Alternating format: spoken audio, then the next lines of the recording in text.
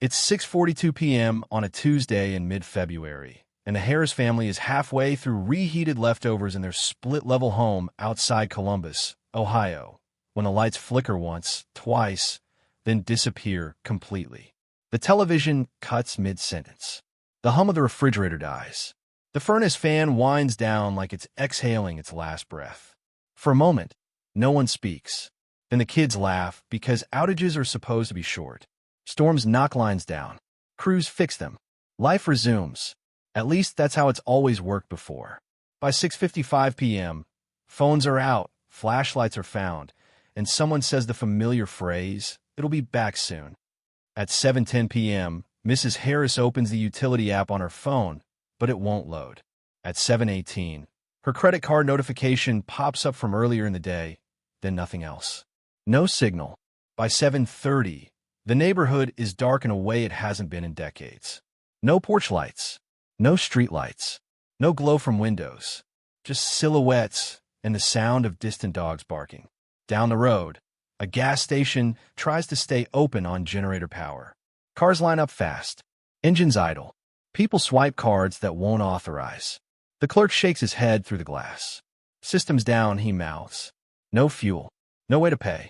By 8 p.m., the generator sputters and dies. The station goes black. A man slams his fist against the door hard enough to make the glass rattle. Back in the Harris house, the temperature is already dropping. It's 34 degrees outside. Inside, the warmth that took all day to build is leaking away minute by minute. The furnace is useless without electricity. The refrigerator door stays closed, instinctively now, like that alone might preserve normalcy. The kids ask if they can watch something on their tablets. Mrs. Harris says yes, then realizes the Wi-Fi router is dead. Cellular data spins and spins, then shows no service. That's when the first uncomfortable thought surfaces. Not panic, not fear, just a question that feels heavier than it should. What if this isn't fixed tonight? The hard truth settles in quietly. Every convenience they rely on is powered by something they don't control. The system doesn't collapse loudly, it stars quietly. This is where people make the fatal mistake. The first night is deceptively calm. Candles come out of a drawer.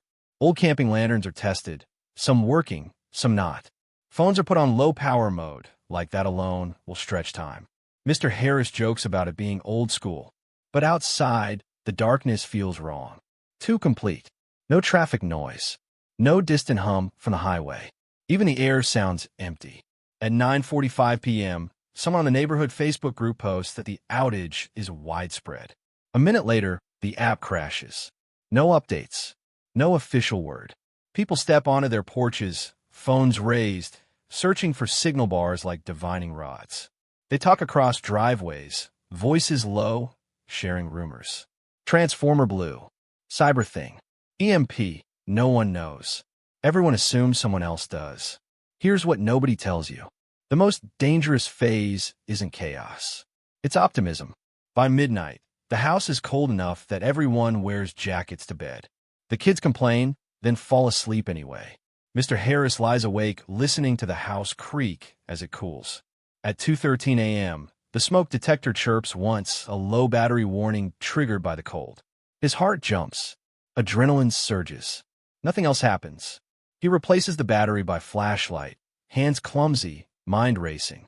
Across town, an assisted living facility switches to backup power. Generators kick on, loud and uneven. Staff assume fuel deliveries will resume in the morning. They always do. In a high-rise downtown, people are stuck in elevators until emergency crews manually release them. Response times are slow. Dispatch systems are overloaded. The system is still there, but it's already straining. Morning comes gray and silent. It's 7:06 a.m. when Mrs. Harris tries to make coffee out of habit and stares at the useless machine. The stove is electric. The kettle might as well be decorative. Cold cereal becomes breakfast. Milk is still cold for now. It'll be back by lunch, someone says, and everyone nods because it feels reasonable. By 9 a.m., traffic lights are still dark. Four-way stops turn into confused negotiations. Horns blare. Near misses stack up. A delivery truck jackknifes on an icy intersection because no signals warn drivers to slow. Emergency crews respond, but they're stretched thin already. At the grocery store, the parking lot is full. Inside, the atmosphere is tense but polite. People load carts with bread, bottled water, canned soup. Refrigerated cases are taped off as employees pull perishables that are warming fast. The registers work on battery for now. Card or decline sporadically. Cash becomes king without anyone announcing it. Shelves empty faster than restocking can happen. The mistake feels logical. People think this is a short disruption. They shop like tomorrow will be normal. By noon, the water pressure in the Harris home drops noticeably. The faucet still runs, but weaker. Toilets flush slower. Mr. Harris mentions it casually. City pump's probably on backup, he says. They'll sort it out. No one fills the bathtub. No one sets aside extra water. The assumption that utilities are layered with redundancy is comforting.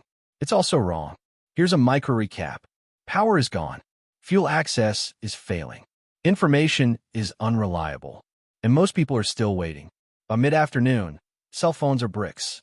Batteries drained from constant checking for signal. Power banks run low. There's no way to know what's happening beyond what you can see. Rumors travel faster than facts now.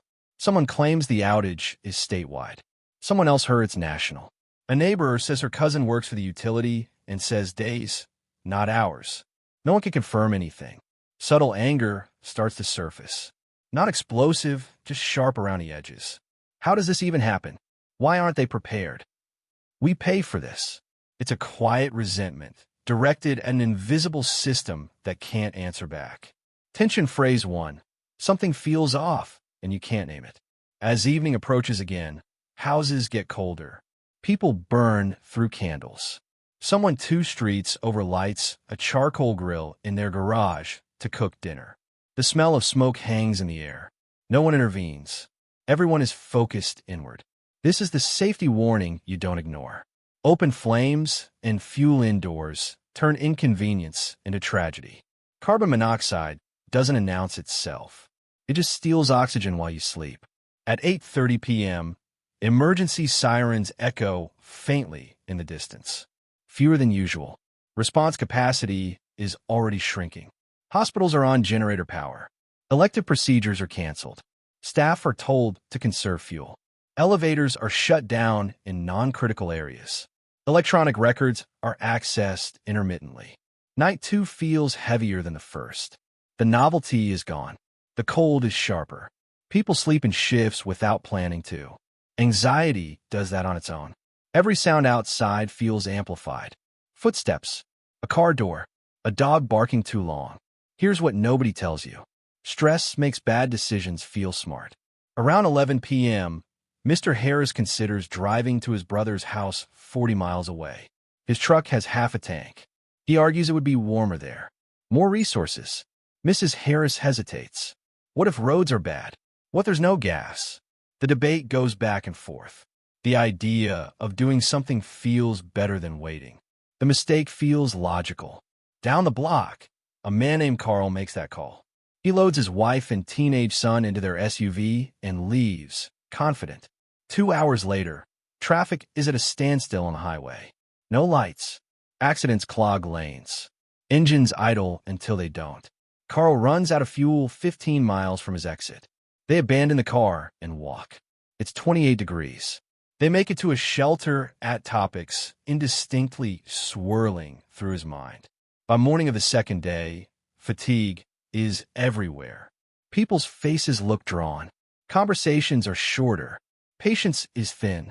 Water pressure is now a trickle. Faucets cough air between spurts. Toilets don't refill. Some households realize too late that they should have stored water. Others improvise, melting snow, filling containers from questionable sources. Micro recap number 2. Energy is failing, water is unstable, and decision fatigue is setting in. Tension phrase 2. Options are shrinking. Here's what nobody tells you. The collapse doesn't announce itself. It asks politely how much you're willing to give up. By hour 36, food safety becomes an issue. Refrigerators are warm. Freezers are thawing. People eat questionable leftovers because wasting food feels wrong. Stomachs revolt. Dehydration starts quietly. Headaches. Dizziness. People chalk it up to stress. Community dynamics shift. Some neighbors band together, sharing grills, pooling food, watching kids. Others close blinds and doors. Trust becomes situational. A knock at the door is no longer automatically welcome. There's another safety warning here. Desperation pushes people to risky shortcuts. Drinking untreated water. Burning furniture for heat. Overexertion in the cold. These choices don't feel dangerous in the moment. They feel necessary. As the second night ends and the third day begins, the unspoken realization spreads. Help isn't coming quickly. Whatever this is, it's bigger than a blown transformer. The system everyone relied on is struggling to breathe. Prepared households move differently now. They aren't frantic. They aren't guessing. They already reduced uncertainty by planning ahead. They conserve calories. They manage heat. They limit exposure. They understand that survival is about preserving capacity, not proving toughness. Unprepared households burn through reserves they didn't know they were spending. Emotional energy, physical strength, social goodwill. They wander. They ask. They trade. Sometimes they beg. By hour 48, emergency services are triaging hard. Only the most critical calls get responses. A man with chest pain waits too long. An elderly woman falls in a dark stairwell. An oxygen concentrator fails in a quiet bedroom. This is where people die, not from violence, from absence. Here's what nobody tells you. The most lethal part of a blackout is how ordinary it feels while it's killing you. As day 3 dawns, a weak sun rises over a colder, quieter city. People stand outside wrapped in blankets, watching their breath fog the air, listening for any sign of engines, helicopters, anything. There's nothing. The system hasn't collapsed yet, but it's starving, and most people are still treating it like it's just tired. Day 3 doesn't begin with panic. It begins with exhaustion. It's 6:18 a.m. when Mr. Harris wakes up shivering, every joint stiff, breath shallow. The house is colder than the outside air now because walls trap the night. The kids are quiet, not asleep, just conserving energy without realizing it. Hunger sits heavy but dull, like a background ache. No one rushes anymore. Rushing costs calories, and calories are becoming currency. Outside, the neighborhood looks abandoned. Cars sit frozen where they were parked 2 days ago. Thin frost on windshields, fuel trapped uselessly in tanks. A few chimneys smoke where people still have fireplaces, but most homes don't. Modern houses weren't built for this. They were built for efficiency, not endurance. At 7:02 a.m., a police cruiser rolls slowly down the street. Lights off, conserving power. The officer doesn't stop. He just scans, tired eyes behind the windshield. Emergency services are no longer patrolling for prevention. They're reacting to collapse points. Here's what nobody tells you. By day 3, your body starts making decisions for you. Water is now officially gone. Faucets hiss, then fall silent. Toilets don't refill. People who filled bathtubs on day 1 feel a quiet, guilty relief. Others stare at dry sinks in disbelief.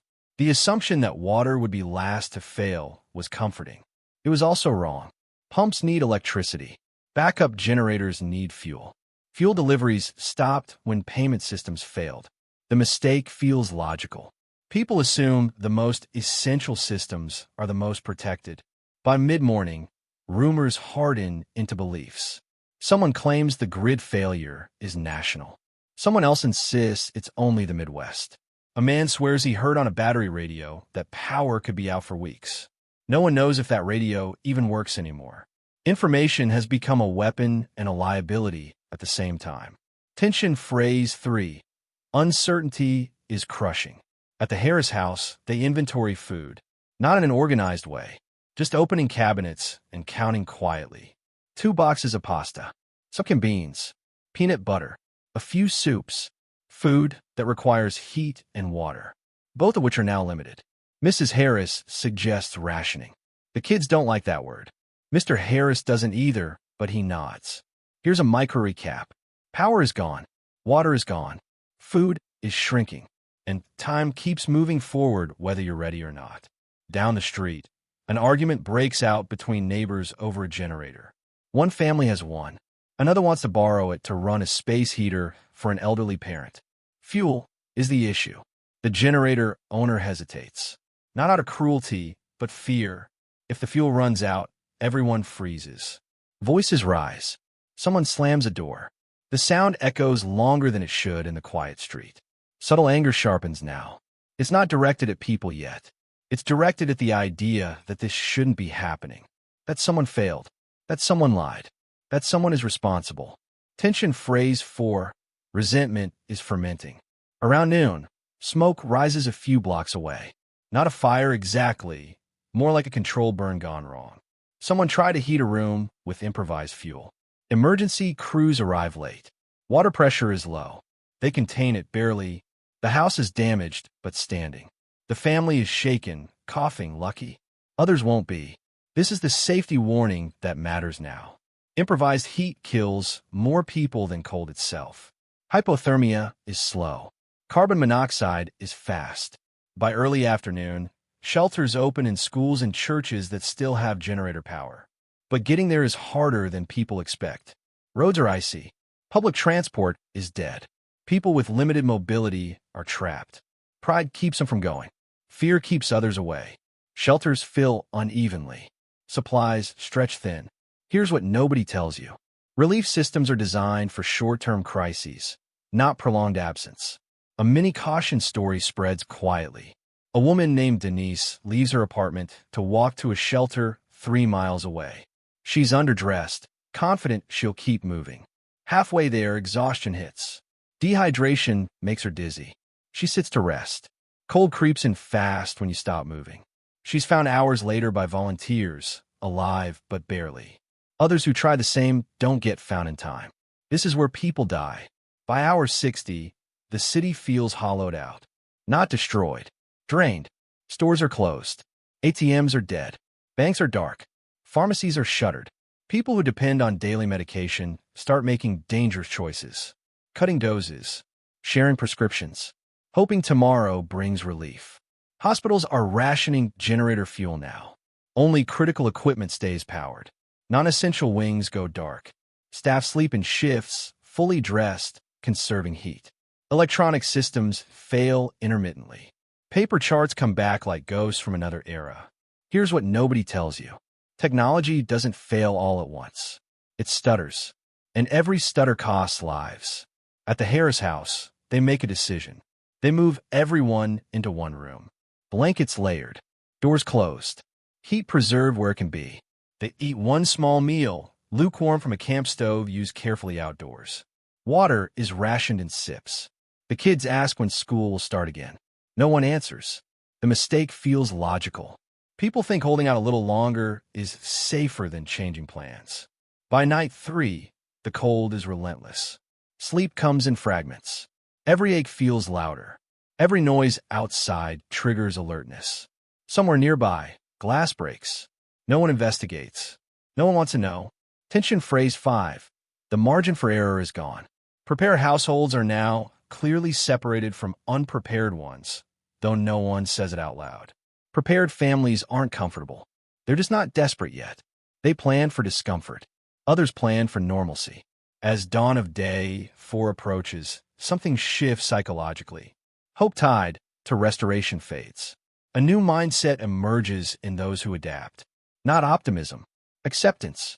They stop asking when power comes back and start asking how long they can sustain themselves. Here's what nobody tells you. Survival begins the moment you stop waiting. Unprepared households reach a breaking point around now. Some leave, risking the roads. Some knock on doors they wouldn't have before. Some make trades that will haunt them later. Pride erodes fast when hunger sharpens. Emergency announcements finally come through on limited radio frequencies. The message is vague. Crews are assessing. Please conserve resources. We appreciate your patience. Patience feels like an insult now. Subtle anger turns brittle. This is where people make irreversible mistakes. Burning through remaining food in one sitting. Walking long distances without water. Ignoring early signs of hypothermia. assuming someone else will intervene. By hour 72, the phrase "after 3 days" stops being theoretical. It's real. It's cold. It's hungry. It's quiet. The system hasn't come back. And now everyone understands something they never wanted to. The grid wasn't a guarantee. It was a convenience. The system didn't collapse loudly. It starved quietly. And the people who survive the next phase won't be the strongest or the bravest. They'll be the ones who prepared before the lights went out. By the time limited power finally returns to parts of the city, the damage is already baked in. Lights flicker back on in a few zones, and people cheer, but the sound is hollow. Refrigerators hum again over spoiled food. Phones light up with days of missed messages that no longer matter. The system coughs back to life, but it doesn't heal what was lost while it was gone. Some families step into the light thinner, quieter, but intact. They didn't win. They endured. They made fewer mistakes because they had fewer unknowns. Water was already stored. Food didn't require guessing. Heat was managed early. Decisions were boring, repetitive, and effective. Their children learned discomfort without learning fear. Other households don't recover the same way. They're alive, but diminished. Debt piled up. Health declined. Trust was broken. Some neighbors never came back. Some houses stay dark even when the grid returns, marked by silence instead of light. Those families weren't reckless. They were normal. They assumed the system would catch them before the fall got serious. That's the difference no one likes to admit. Prepared people don't avoid suffering. They avoid cascading failure. Unprepared people don't fail because they're weak. They fail because every decision costs too much when nothing is in reserve. Here's what nobody tells you. Disasters don't test your courage. They audit your habits. The outage ends, but the lesson doesn't. The system will fail again. Not because it's evil, because it's fragile. And when it does, it won't announce itself. It will quietly remove comfort, then options, then time. The people who understand this don't panic next time. They adjust. They store water. They plan heat. They learn before they're forced to. They don't wait for warnings that come too late. Everyone else tells themselves it was a one-off.